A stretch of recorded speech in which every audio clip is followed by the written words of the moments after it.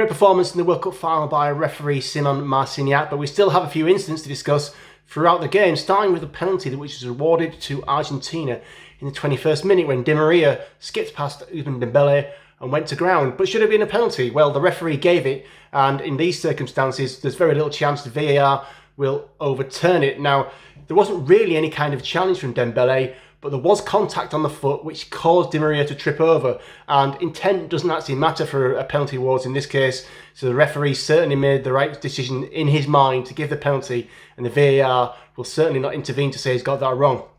65 minutes, it was another penalty claim for Argentina. This time, Alexis McAllister went down after he appears to be barged off the ball by Dayot Upamecano. Now, this all comes down to what is a legal shoulder charge. We had a similar one in France versus England when Mason Mount was barged in the back by Theo Hernandez and the VAR gave the penalty.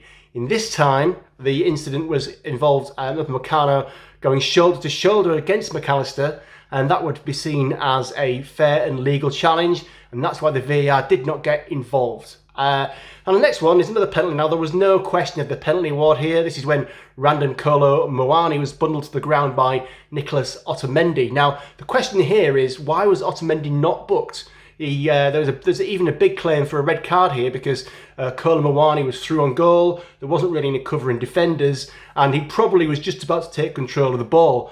But there could have been a claim for dog soap because even though it was inside the area and a penalty was awarded, there didn't seem to be a real play of the ball by Otamendi. Incredible that there wasn't a yellow card and there really was a claim for a possible red, and the VAR chose not to get involved.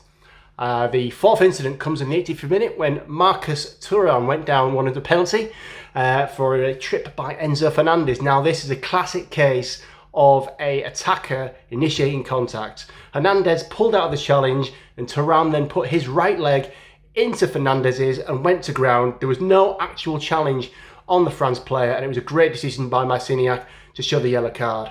And finally, the easiest one for the referee of the lot, and that was a handball by Gonzalo Montiel in the 114th minute.